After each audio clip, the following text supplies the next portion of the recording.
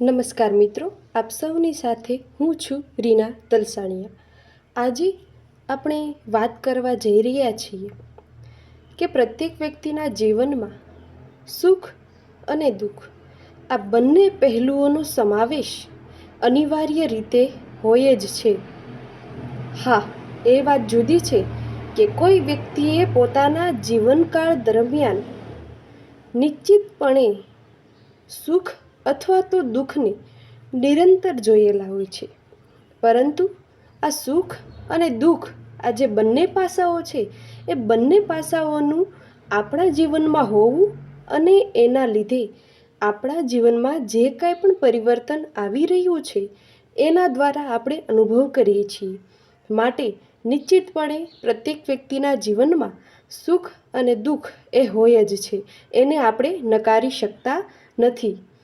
હવે વાત કરીએ, કોઈ વ્યક્તિ વધારે સુખી હશે તો ગાંડા જેવું વર્તન કરે છે અથવા તો ઘેલો થઈ જાય છે, અને કોઈ વ્યક્તિના જીવનમાં જો વધારે પડતું દુઃખ આવશે તો એ વ્યક્તિ માનસિક રીતે અસ્વસ્થ થઈ જશે અથવા તો આપઘાત જેવા પ્રયત્નો પણ કરે છે.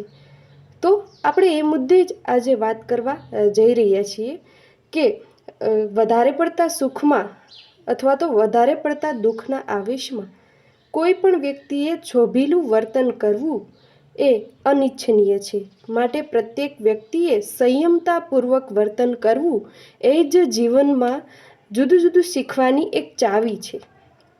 હવે તમે ચાવી શબ્દ આવ્યો એટલે આપણને ખ્યાલ આવે છે કે કોઈ પણ ચાવી વગર કોઈ પણ તાળું ખોલવું એ ખૂબ મુશ્કેલ હોય છે.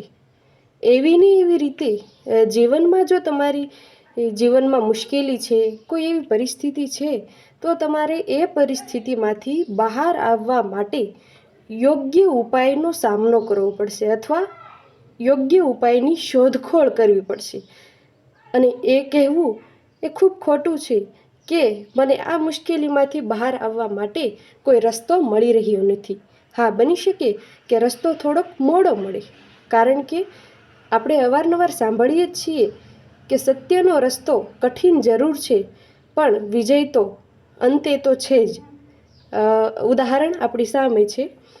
મહાભારત, રામાયણમાં જુદા જુદા ભૂમિકા ભજવતા પાત્રો આપણે જીવનમાં જોઈ ગયા છીએ કે જેમને અવારનવાર જીવનના વયના તબક્કાની સાથોસાથ સુખ અને દુઃખના ચડતા ઉતરતા ક્રમને જોયા છે.